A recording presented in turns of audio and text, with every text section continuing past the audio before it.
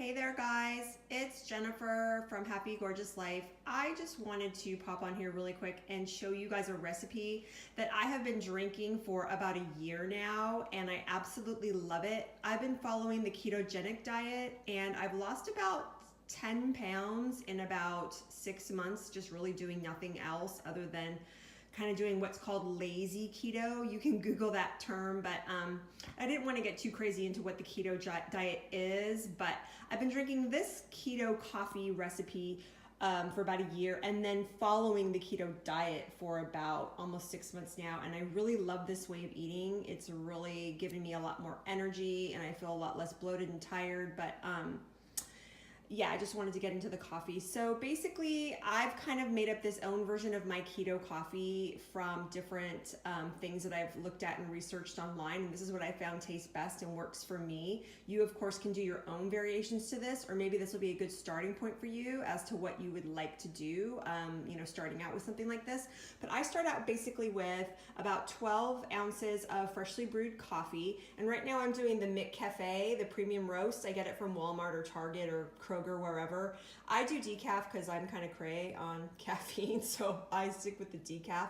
But yeah, you start with your 12 ounces of coffee, freshly brewed, and then what you do is you add some healthy fats, and there's different ways you can do this.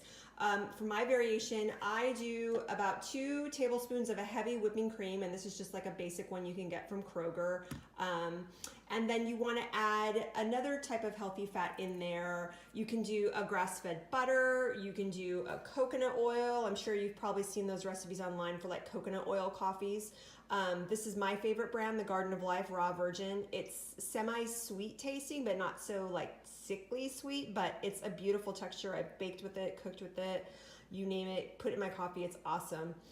So when I do my heavy cream, in addition to that, I'll do either one of these two, either the coconut oil or the grass-fed butter.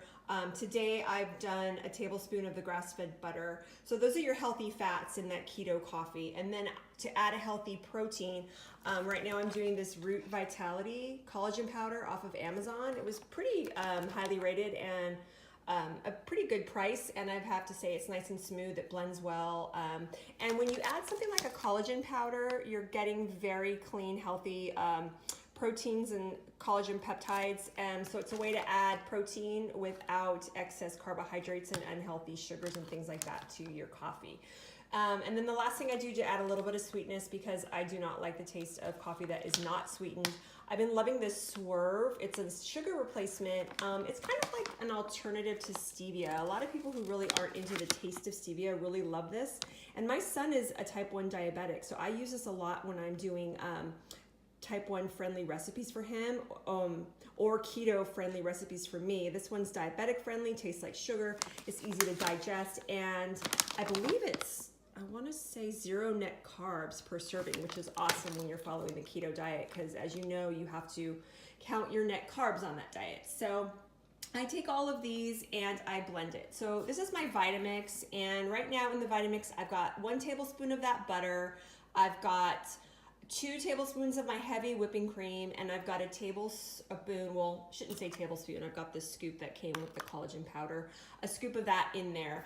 And now I'm gonna go ahead and, sorry guys, I'm gonna go ahead and add my 12 ounces, and we are gonna fire this baby up. And I love using the Vitamix for my coffee just because it makes it like that really whipped kind of like,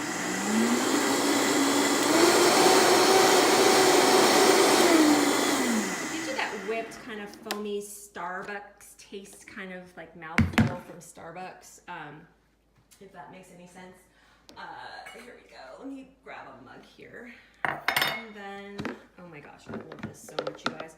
And then sometimes when I want to do, say, an iced coffee, I'll make this and I'll put it in like a fridge-safe container. And then I'll let it cool for a little bit. And then once it's kind of cooled, I'll add my ice cubes and put it in a container, and I'll enjoy the iced coffee that way. But yeah, I love it. It's so weird. It's like I would read these blogs and these articles on how to make different coffees, like the keto coffees, bulletproof coffees, all this kind of stuff, and they were saying, yeah, like this satiates you, it makes you have energy, you're not as hungry, you know, keeps you going till lunch. And I'm like, really? I've been the type of person to eat lunch my whole life. How could you just drink coffee in the morning and have that keep you satisfied until lunch? But it really is true, you guys. I love this recipe. So I hope it was helpful. Sorry for blabbing so much, and thank you so much for watching. I hope you enjoy this. I really love it, and I really feel like it's been a staple now. If I don't get my keto coffee in the morning, mama ain't happy. So I'm gonna go ahead and drink it now, and here's to you guys, and I'll talk to you later. Bye.